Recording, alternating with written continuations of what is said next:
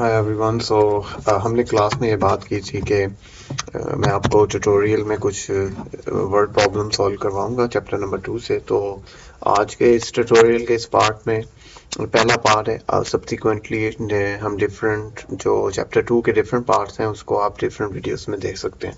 तो इस वीडियो के अंदर जिन लोगों को 2.3 काउंटिंग ऑफ सैंपल स्पेस में इशू आ रहा है, तो मैं कोशिश करूंगा कि एक्सरसाइज और बुक के वर्ड प्रॉब्लम्स और जो एग्जांपल्स रह गई हैं वो सॉल्व करें। तो क्विकली हम रिव्यू कर लेते हैं जी परमुटेशन से, कि परमुटेशन का बेसिकली फॉर्मूला हम याद करते हैं। तो परमुटेशन बेसिकली एन ऑब्जेक्ट्स की अरेंजमेंट्स होती हैं डिफरेंट, तो इसमें डिस्टिंक्ट अरेंजमेंट होती हैं जो हमने क्लास में रिवाइज किया था, पढ़ा था। तो इसका फॉर्मूला क्या होता है, इसमें बेसिकली लिखते हैं permutations of n object chosen r is equal to n factorial divided by n minus r factorial, where n are the total objects और जो r इसमें से हम चूज कर रहे हैं।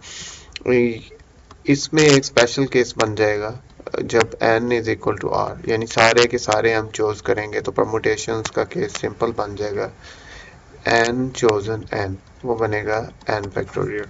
तो ये रिवीजन है। इस केस में कोई कंडीशन नहीं थी, फिर हमने कंडीशंस परमुटेशंस पढ़ी थी, जैसा कि लेट्स से रिपीटेड केस हो। तो रिपीटेड के केस के अंदर जब हमारे पास सेट ऑफ एलिमेंट्स हो जिनमें रेपिटेशंस आ रही हो, तो एन पी आर जो होता है बेसिकली वो N factorial divided by N minus R factorial, और जो रेपिटेशंस के ग्रुप्स होते हैं उससे हम मल्टीप्लाई कर देते हैं। तो n1 फैक्टोरियल n2 फैक्टोरियल, और ये जो n1 n2 है ये बेसिकली जो रिपीटेड ग्रुप्स हैं वो आते हैं, हम देखेंगे एग्जांपल्स के अंदर। और इसमें स्पेशल केस जो बनेगा वो ये होगा कि n is equal to r, तो ये सिंप्लीफाई हो जाएगा, n चोजन n बन जाएगा जब हम r को n लिखेंगे n factorial divided by n1 factorial multiply by n2 factorial and so on nk factorial। ठीक है जी। कम्बिनेशन और परमुटेशन से में जस्ट एक डिफरेंस आएगा कि कम्बिनेशंस में ऑर्डर मैटर नहीं करता, तो इसको हमने क्लास में देखा था। हम लिखेंगे n जो n c r, basically n chosen r वो होता है n factorial divided bye n minus r factorial, और यहाँ पे सिर्फ एक एक्स्ट्रा टर्म आ जाती है r फैक्टोरियल। बेसिकली अगर हम देखें तो ये सारी की सारी जो हमने इक्वेशन लिखी, ये बेसिकली परमुटेशंस, ये है r permutations of n npr है बेसिकली। तो कम्बिनेशन का ये फॉर्मूला है। अभी हम कुछ एग्जांपल्स के साथ इसको देख लेते हैं। मैंने बुक से कुछ एग्जांपल सेलेक्ट किए हैं वर्ड प्रॉब्लम जो हम नहीं कर सके थे क्लास में, तो इसको रीड करते हैं। आप लोग जो इसको खुद से सॉल्व करना चाहते हैं आप वीडियो पॉज करें और सॉल्व कर ले। मैं इसको सॉल्व करता हूँ। इन 1 year 3 awards, research, teaching and service will be given to a class of 25 graduate students in a statistical department. If each student can receive at most 1 award, how many possible selections are there? So सबसे पहले तो हमने ये देखना है ये combination है, ये परमुटेशन है। तो अगर आप देखें कि हमने रिसर्च अवार्ड देने हैं और ये अवार्ड मुख्तलिफ है, एक कैटेगरी रिसर्च की है, एक कैटेगरी टीचिंग की है और एक कैटेगरी सर्विस की है। तो इसमें अगर आप देखें 3 कैटेगरीज हैं, तो अगर मैं सभी को रिकमेंड करूंगा कि अगर आपके पास इस तरह का क्वेश्चन आए तो ये बॉक्सेस मुझे काफ़ी हेल्प करते हैं क्वेश्चन को सॉल्व करने में। तो R stands for research, teaching के लिए मैं टी लिख लेता हूँ और सर्विस के लिए लेट्स से मैं एस लिख लेता हूँ। ठीक है। तो टोटल एन जो है नंबर है हमारे पास वो 25 ग्रेजुएट स्टूडेंट्स हैं। हमने इनकी डिफरेंट पॉसिबल सिलेक्शंस करनी है। कितने लोग 25 में से सिलेक्ट करने हैं? 3। तो आर की वैल्यू हमारे पास 3 हो जाएगी। इसको मैं स्मॉल एन लिख लेता हूँ, स्मॉल एन। ठीक है जी। तो वो है हमारा 25, यहाँ पे ये जो 25 ग्रेजुएट स्टूडेंट है हमारे। ठीक। अब अब हम बनाते हैं जी टोटल पॉसिबल सिलेक्शंस। तो इसमें आप first of all order matter करता है, यस। वाई, क्यों ऑर्डर मैटर करता है? बिकॉज अगर आप देखो, अगर 25 में से मैं लेट्स से 3 स्टूडेंट सेलेक्ट करता हूँ, ए बी, ये नाम है स्टूडेंट्स के, ए बी सी, ठीक। तो जो मैं इसके बाद लेट्स से सिलेक्शन करता हूँ, उसमें लेट्स से बी इधर आ जाता है, ए इधर आ जाता है, बी को मैं रिसर्च दे देता हूँ इस दफा, ए को टीचिंग और सी को सर्विस अवार्ड ही मिलता है। तो आप देख सकते हैं ये वाली अरेंजमेंट इससे डिफरेंट है। तो इसका मतलब इसमें ऑर्डर मैटर करता है। तो जब ऑर्डर मैटर करता है तो इस केस में हम परमुटेशंस लगाएंगे। तो बेसिकली इसमें n 25 है, तो हम लिखेंगे 25p3। तो 25 factorial divided bye 25 minus 3 factorial. तो ये ऐसे सॉल्व हो जाएगा, इसका आप आंसर खुद निकाल सकते हैं। अगला क्वेश्चन देखते हैं। नेक्स्ट क्वेश्चन के अंदर आप लोग खुद सॉल्व करना चाहते हैं तो वीडियो पॉज करके सॉल्व कर सकते हैं। तो हम देखते हैं कि a president and a treasurer are to be chosen. Once again हमारे पास दो डिफरेंट सीट्स हैं, प्रेसिडेंट और ट्रेजरर की। हमने 50 लोगों में से सिलेक्ट करना है। How many different choices of officers are possible? There are no restrictions. अगर नहीं, कोई रिस्ट्रिक्शंस नहीं। वंस अगेन हमें ये देखना है कि ये परमुटेशंस का केस है या कॉम्बिनेशंस का। तो मैंने जैसे आपको बताया कि इस तरह के क्वेश्चन सॉल्व करने के लिए आप अगर इस तरह बॉक्स बना लें तो ये आपको, ये ए पार्ट है, आपको काफी हेल्पफुल रहेगा। कैसे? हमने एक प्रेसिडेंट चूज करना है, मैं उसको पी लिख देता हूँ, और एक हमने ट्रेजरर चूज करना है। जो ट्रेजरर चूज करना है उसको मैं डी लिख देता हूँ, ठीक है। हमारे पास टोटल जो नंबर ऑफ पीपल है वो 50 है, आर है हमारे पास 2। अगर कोई इस केस में रिस्ट्रिक्शंस नहीं है तो ये सिंपल सा फॉर्मूला बन जाएगा कि ये बेसिकली बनेगा 50p2। तो 50 factorial divided bye 50 minus 2 48 factorial, ठीक है। इसका आंसर आप खुद निकाल लें। तो अब जो थोड़ा सा ट्रिकी पार्ट होगा वो हम समझते हैं, B part. Let's say B part को देखते हैं। तो मैं बी पार्ट को यहाँ सॉल्व करने की, ऑल्दो मेरे पास थोड़ी सी जगह कम है, लेकिन कोशिश करते हैं ये सॉल्व कर लें। बी पार्ट क्या है? A will serve only if he is president. A एक बंदा है 50 लोगों में से, ठीक। वंस अगेन हम बॉक्स बनाते हैं बी के लिए। मैं एक बॉक्स बनाता हूँ जिसमें मैं पी लिखता हूँ, सेकेंड बॉक्स बनाता हूँ जिसमें हमने ट्रेजरर चूज करना है, इसमें हम टी लिखते हैं, ठीक। तो अब इस केस में अभी चूंकि हमें पहले वाला नहीं चाहिए तो मैं इसको इरेज कर देता हूँ, यहीं पे सॉल्व कर लेते हैं ना, ठीक है। तो क्योंकि हमारे पास जगह कम है तो मैं इसको इरेज कर लेता हूँ, यस। तो बी पार्ट यहीं सॉल्व कर लेते हैं। तो बी पार्ट जैसा कि मैंने आपको बताया, सॉल्व करने के लिए बेहतर ये है कि आप बॉक्स बना लें इसके। तो बी हम बॉक्स बना लेते हैं।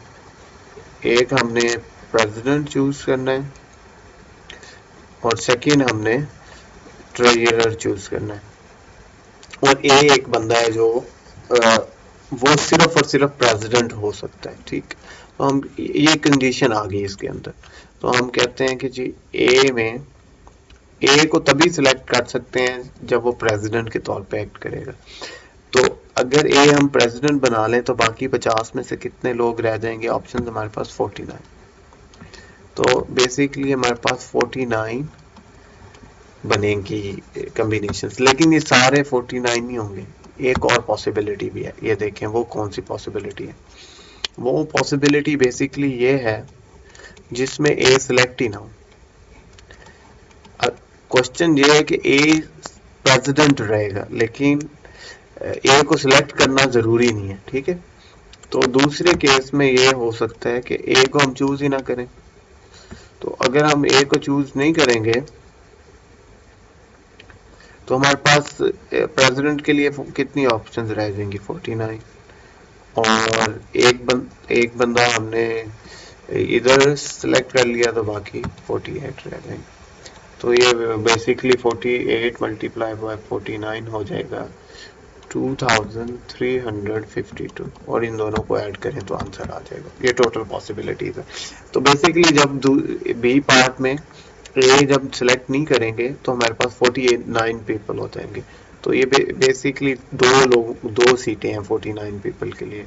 तो ये बेसिकली जो मैंने कैलकुलेट किया है ये है 49p2 ये कैलकुलेट किया। आप इसको यूं भी समझ सकते हैं।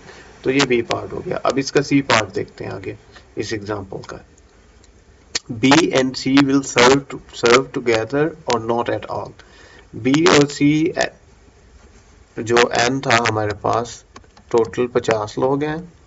2 लोग हमने सेलेक्ट करने हैं और सी पार्ट के अंदर हमें ये पूछा गया है कि हमने बी और सी इकट्ठे आ सकते हैं। अगर वो आएंगे तो इकट्ठे आएंगे, अदरवाइज नहीं आएंगे। वंस अगेन हम यूं करते हैं, बॉक्स बना लेते हैं। ये प्रेसिडेंट का और ये ट्रेजरर का था। तो ये ट्रेजरर का। अच्छा, अब इस केस में क्या होगा कि बी और सी, यहाँ पे बी आएगा, यहाँ पे सी। लेकिन एक दूसरी अरेंजमेंट भी बन सकती है इसके अलावा। वो क्या होगी, वो ये होगी कि मैं बॉक्स बनाऊं, ये प्रेसिडेंट का बॉक्स है और ये ट्रेजरर का बॉक्स है। तो यहाँ पे क्या होगा कि इस दफा सी प्रेसिडेंट बन जाए और बी ट्रेजरर बन जाए। तो एक पॉसिबिलिटी ये है और एक पॉसिबिलिटी ये है। लेकिन क्वेश्चन में ये हमें नहीं कहा गया कि बी और सी लाजमी आने चाहिए, वो नहीं भी आ सकते। तो वो केस जिसमें वो नहीं आएंगे, उस केस के अंदर हमारे पास ना बी आ सकता है ना सी आ सकता है। तो इट मीन्स 50 में से 2 लोग नहीं आ सकते। तो हमारे पास जो बॉक्स बचे हैं, इस तीसरी पॉसिबिलिटी क्या है कि हमारे पास प्रेसिडेंट का बॉक्स ये, ट्रेजरर का बॉक्स ये। अब हम ना बी को सिलेक्ट कर सकते हैं ना सी को। तो बाकी कितने बचे? 48 लोग। 48 पॉसिबिलिटीज यहाँ पे आ जाएंगी मल्टीप्लाई बाय 47। तो ये बेसिकली मैंने जो लिखा है ये है 48p2। तो इसको इन ये पहली अरेंजमेंट प्लस 1 ये और 48p2 ये टोटल नंबर ऑफ परमुटेशंस इस केस के अंदर बन जाएंगी, जो कि 2258 है। ये आंसर है जी इसका। और डी पार्ट के अंदर ये थोड़ा सा ट्रिकी है। D and E will not serve together. D और ई इकट्ठे नहीं आ सकते, ठीक है। अगर डी आएगा तो ई नहीं आएगा। Once again boxes can help to understand. अगर आप डायरेक्ट कर लेते हैं बहुत अच्छी बात है, but in order to explain this is a good method, right? अगर D आएगा तो फिर B नहीं आ सकता। तो मैं ऐसे करता हूँ कि अगर यहाँ पे D आएगा तो अब मैं E को सिलेक्ट नहीं कर सकता। टोटल 50 थे, एक सिलेक्ट किया 49, अब E नहीं आ सकता। तो मेरे पास 48 चॉइसेस रहेगी। 48 चॉइसेस, ठीक है। अब दूसरी अरेंजमेंट वो होगी जिसमें हम डी पहली दफा प्रेसिडेंट है, अगली दफा ट्रेजरर भी हो सकता है। तो हम इसके बॉक्स बनाते हैं जी। ये ट्रेजरर, सॉरी यहाँ पे प्रेसिडेंट नहीं लिखते हैं, यहाँ पे ट्रेजरर लिखते हैं। तो इस दफा डी जो है वो ट्रेजरर, ई नहीं आ सकता। अगर ई नहीं आ सकता तो प्रेसिडेंट के लिए हमारे पास 48 चॉइसेस बन जाएंगी। तो ये 48 प्लस 48 प्लस डी और ई इकट्ठे नहीं आ सकते। तो अब ये वाला केस हम देख लेते हैं जब डी और ई इकट्ठे नहीं आ सकते। मतलब ना हम डी को सिलेक्ट करें ना ई को सिलेक्ट करें। तो प्रेसिडेंट ट्रेजरर, वंस अगेन दो हमने ना डी आ सकता है ना ई आ सकता है। तो 48 यहाँ पे आ जाएंगे ऑप्शन, 47 यहाँ पे आ। ये क्या है? ये ये वंस अगेन अगर मैं लिखूं तो ये बनेगा 48p2। तो टोटल पॉसिबिलिटीज बनेगी 48 प्लस 48 प्लस 48p2। तो इसका आंसर आप निकाल सकते हैं। ठीक है जी, ये हो गया। अब आगे चलते हैं। अच्छा, अब ये वाली एग्जांपल देखते हैं कि इसमें क्या है। इसमें अगर आप पढ़ें in how many ways can 7 graduate student, तो 7 स्टूडेंट्स हैं, तो पहले तो हम n लिख लेते हैं 7। Be assign to 1 triple and 2 double hotel rooms during a conference. तो अगर आप ये देखें कि ये सबसे पहले कि ये परमुटेशंस है या कॉम्बिनेशंस है, तो इसमें अरेंजमेंट मैटर करती है। वाई? देखें, लेट्स से ये एक ट्रिपल रूम है, 1, इसमें 1 2 3 रूम्स हैं और 2 डबल रूम्स हैं। तो मैं ये डबल रूम बना देता हूँ, एक ये। तो ये ट्रिपल रूम है, ये पहला डबल रूम है और ये सेकंड डबल रूम है। 7 ग्रेजुएट स्टूडेंट्स हैं, डिफरेंट स्टूडेंट्स हैं। ठीक है, जैसे A B C D E F G। तो इसमें से लेट्स से मैं ये करता हूँ, कोई भी अरेंजमेंट लिख सकते हैं ना। लेट्स से ट्रिपल में A B C आ गया, इसमें D है, इसमें E है, इसमें F है और इसमें G है। अगली दफा मैं ये करता हूँ अरेंजमेंट में, G इधर आ जाएगा, F इधर आ जाएगा। तो ये डिफरेंट होगी इससे। इसका मतलब ये इस तरह से अरेंज करना और इस तरह से अरेंज करना डिफरेंट है। तो ये जब हमें पता है डिफरेंट अरेंजमेंट्स हों तो उसको हम परमुटेशंस बोलते हैं। तो ये परमुटेशंस होंगी। अब सेकंड बात ये कि ये परमुटेशंस रिपीटेड है या नॉन रिपीटेड है। तो ये जो हम डील करेंगे ना D2 को, D1 को, ये एक केस डील करेंगे। जैसे D1 में हमें फर्क नहीं पड़ता दो कौन से स्टूडेंट के हैं, और D2 के अंदर भी इसी तरह, T के अंदर भी। तो ये ग्रुप्स बन गए हैं बेसिकली। तो पहले ग्रुप में N1 में 3 स्टूडेंट्स हैं, दूसरे ग्रुप में 2 स्टूडेंट्स हैं और तीसरे ग्रुप में भी 2 स्टूडेंट्स हैं। तो जब रिपीटेड का केस हो तो परमुटेशन हम निकालते हैं ऐसे, ये 7 चोजन 7 है, ऊपर 7 फैक्टोरियल आएगा और नीचे रिपीटेड ग्रुप्स आएंगे। तो 3 factorial multiply by 2 factorial multiply by 2 factorial, इसका आंसर आप निकाल लें। अब आगे चलें। तो अब ये यहाँ से क्वेश्चन जो है ना वो मैंने एक्सरसाइज से लिए। तो आप मुझे अगर किसी को कोई प्रॉब्लम हो तो आप मुझे सजेस्ट कर सकते हैं। आगे ये 2.3 किया, बाकी आपको मैं वीडियोस अगले सेक्शंस की देता रहूंगा। तो क्वेश्चन पढ़ते हैं पहले।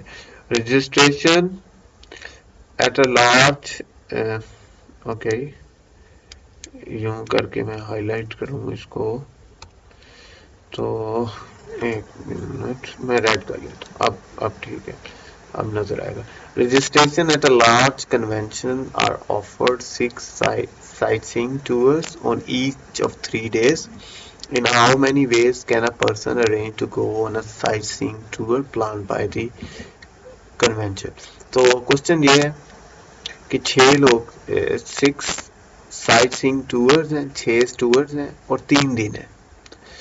एक बंदे के पास कितनी तरह की ऑप्शंस हो सकती हैं? In how many ways can a person arrange to go on sightseeing tour? तो हमारे पास बेसिकली हम ये करते हैं N1 6 ले लेते हैं, ये टूर्स है, ठीक है जी, और N2 हम ले लेते हैं 3, ये डेज है। तो एक बंदा जैसे मंडे वाले दिन पहले टूर में जा सकता है, फिर मंडे वाले दिन दूसरे टूर में जा सकते हैं एंड सो ऑन। तो इसमें हम basically N1 multiply by N2 multiplication rule लगेगा। तो मल्टीप्लिकेशन रूल तब लगता है जब हमारे पास डिस्टिंक्ट कैटेगरीज हो और टोटल अरेंजमेंट निकालनी हो। जैसे 6 टूर्स थे और 3 डेज थे, तो कितने टोटल परमुटेशंस बनेगी? तो इसमें 6 इंटू 3 18 बनेगी। तो ये मल्टीप्लिकेशन रूल बेसिकली क्या कहता है कि हमारे पास अगर k कैटेगरीज हैं और हर में n एलिमेंट्स हैं, हम बेसिकली उनको सिंपली मल्टीप्लाई करें तो टोटल परमुटेशन आ जाती है। ठीक है जी, ये सिंपल केस होता है। तो इसको आगे क्वेश्चंस जो बुक में हैं ये सारे मल्टीप्लिकेशन के। तो जैसे आप इसमें भी देख सकते हो 2.25, इसमें मैं एक पढ़ देता हूँ, बाकी मैं बताता हूँ कि क्यों मैंने ये लिखे।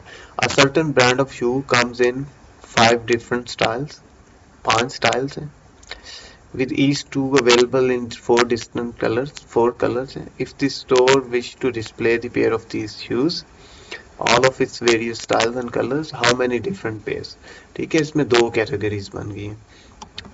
N1 5 स्टाइल्स हैं, ये स्टाइल्स की कैटेगरी है, और N2 कलर्स है, वो 4 कलर्स है। तो इस तरह के क्वेश्चंस के अंदर जहाँ पे डिफरेंट कैटेगरीज हों और आपको टोटल नंबर ऑफ अरेंजमेंट निकालनी हो तो सिंपली मल्टीप्लिकेशन है, तो ये 20 है। तो इसमें एक जो कीवर्ड है जो आपको बार बार उसमें मिलेगा, आपको कैसे पता चले कि परमुटेशंस हैं या कॉम्बिनेशंस हैं। तो अगर आप देखें एक कीवर्ड है डिफरेंट, जहाँ जिस क्वेश्चन में ये डिफरेंट आएगा ना, हाउ मेनी डिफरेंट, तो समझ लें ये परमुटेशंस निकालनी है। देखिए हाउ मेनी डिफरेंट, ये जरूरी नहीं कि डिफरेंट लिखा हो, लेकिन जब डिफरेंट लिखा होगा in how many different ways, तो समझे ये परमुटेशंस है। तो एक जो टिप है, अगर क्वेश्चन में डिफरेंट वेज लिखा हो, कितने डिफरेंट तरीकों से, तो समझे आपने परमुटेशन निकालनी है। डिफरेंट लिखा हो, डिस्टिंक्ट लिखा हो, एक ही बात है। कुछ क्वेश्चंस में डिस्टिंक्ट लिखा होगा, तो जब डिफरेंट डिस्टिंक्ट ये इस तरह के आए, इस तरह के वर्ड्स आए, तो समझे आपने परमुटेशन। तो इन सारे क्वेश्चंस में ये देखें, ये सिंपल सा मल्टीप्लिकेशन रूल लगेगा। ठीक, अब आगे चलते हैं थोड़ा सा। ये अब मैंने वो क्वेश्चन सेलेक्ट किए हैं जिसमें ना रिस्ट्रिक्शंस आ जाए परमुटेशन के अंदर। रिस्ट्रिक्शन में भी वो बॉक्सेस हेल्प करेंगे कैसे, अभी देखते हैं। क्वेश्चन पढ़ते हैं।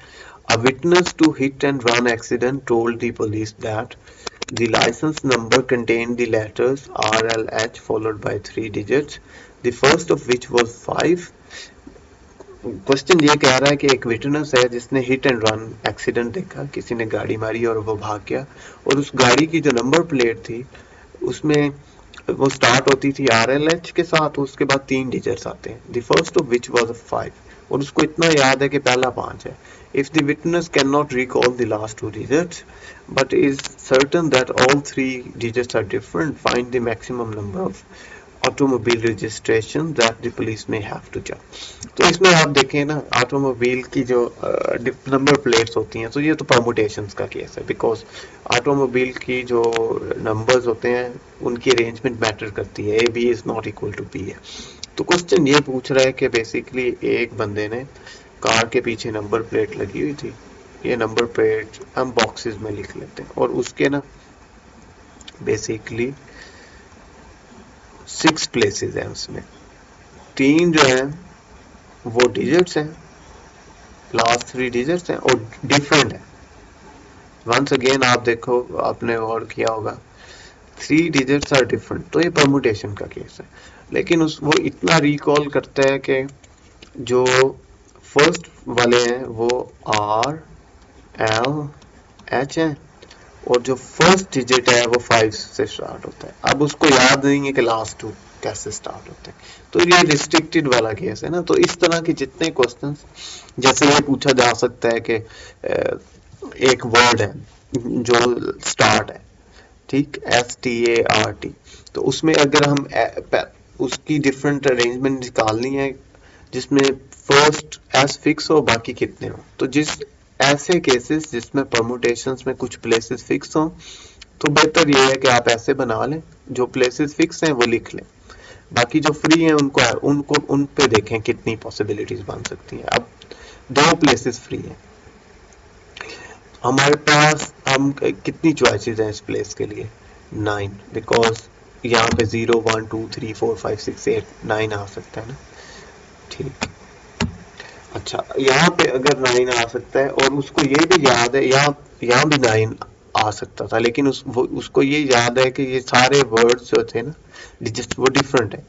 तो अगर यहाँ पे 9 ऑप्शन है, ये 9 नंबर नहीं है, ऑप्शन है। ठीक, 9 पॉसिबिलिटीज हैं, तो यहाँ पे 8 आएंगे क्योंकि एक पॉसिबिलिटी यहाँ पे हमने यूज कर ली है। तो बेसिकली जो टोटल नंबर ऑफ पॉसिबिलिटीज आएंगी वो 9 इंटू 8 आएंगी, तो 72। तो पुलिस को 72 डिफरेंट परमुटेशंस चेक करनी पड़ेंगी उस बंदे को ढूंढने के लिए। तो इस तरह के केसेस जिसमें कुछ पोजीशंस फिक्स हों, आप ट्राई करें कि उसको ना बॉक्स बना के फिक्स कर लें और बाकी देखें कि आप कैसे यूज कर सकते हैं, कैसे कैलकुलेट कर सकते हैं ये। अच्छा, अब ये भी इसी तरह की एग्जांपल है जिसमें हमने फिक्स कर लिए होंगे कुछ प्लेसेस। फर्स्ट वाला, how many different distinct permutations, इसमें तो उसने डिस्टिंक्ट का वर्ड यूज किया देखें, लेकिन साथ उसने बता भी दिया कि परमुटेशंस है।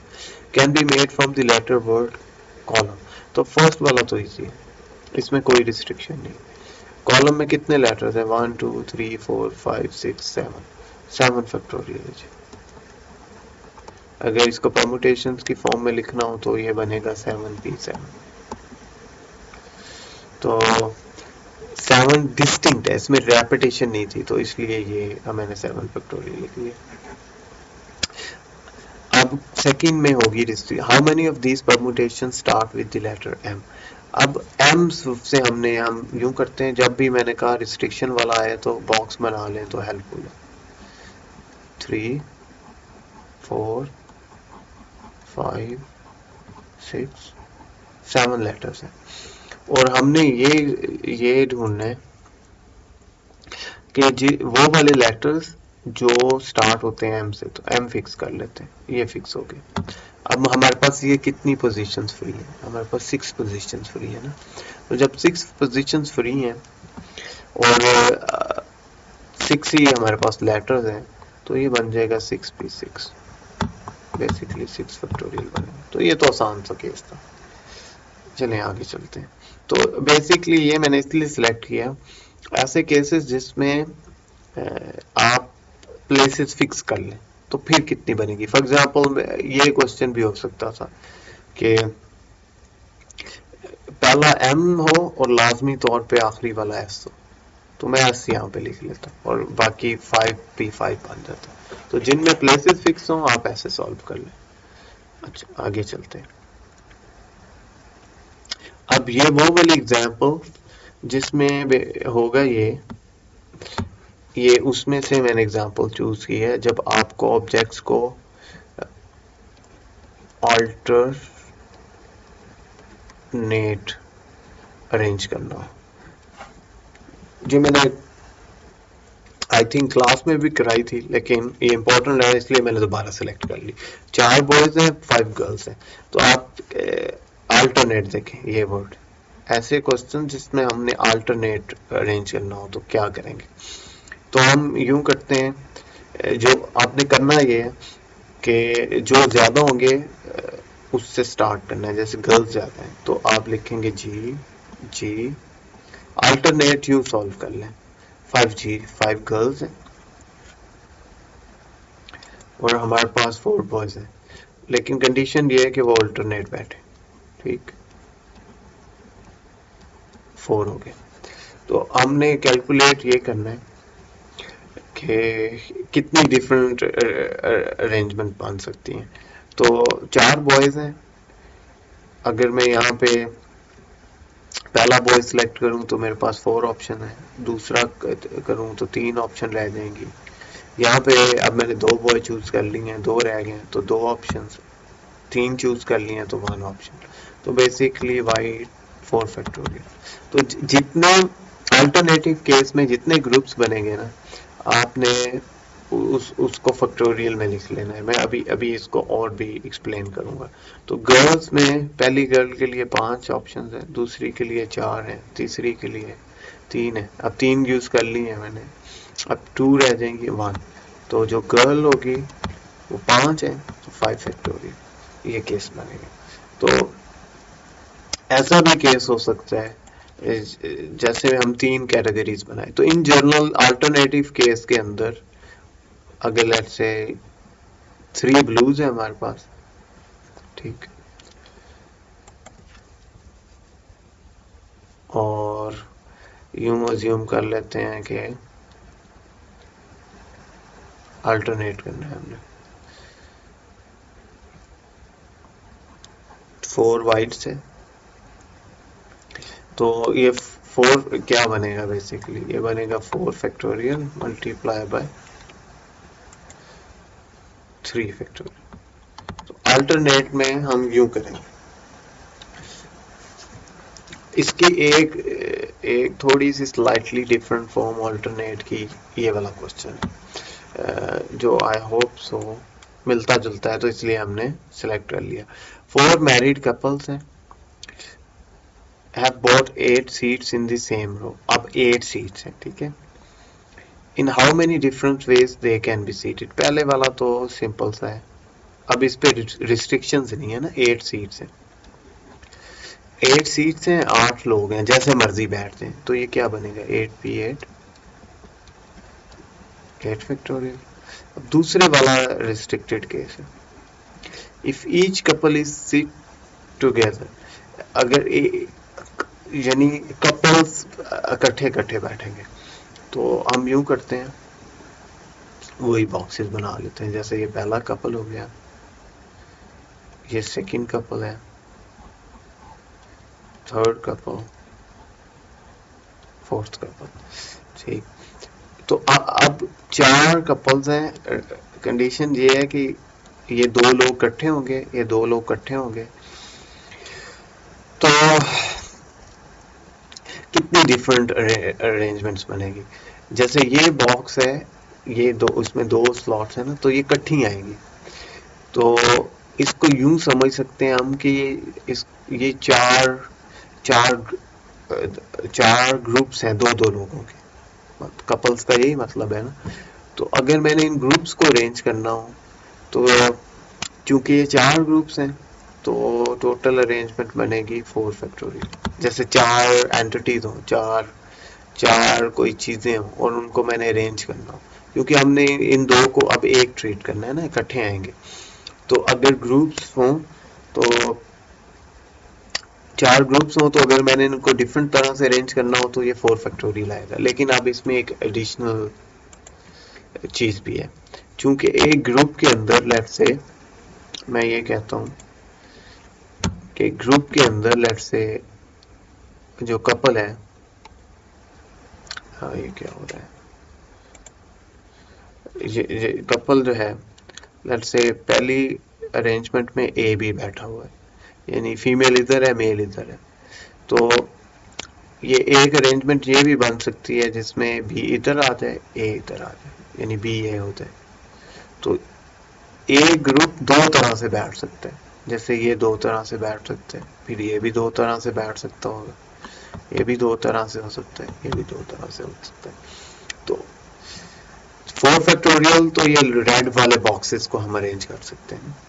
रेड वाले बॉक्सेस के अंदर जो मेल और फीमेल है, वो 2 तरह से बैठ सकते हैं, तो हमें भी इसको मल्टीप्लाई करना पड़ेगा 2 इंटू 2 इंटू 2 इंटू 2, जो बन जाएगा बेसिकली 2 पावर 4।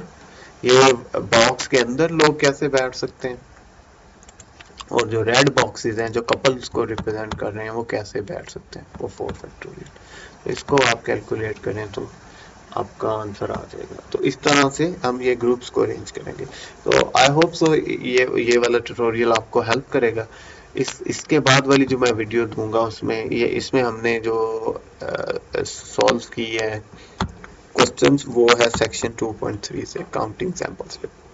इससे अगले में हम प्रोबेबिलिटी 2.4, तो जिनको उसमें मसला है, तो वो आप इससे नेक्स्ट वीडियो देख लें। चलें जी, बाकी आपको क्वेश्चंस हो तो आप मुझे क्लास में या ऑफिस आवर्स में पूछ सकते हैं। Thank you ji.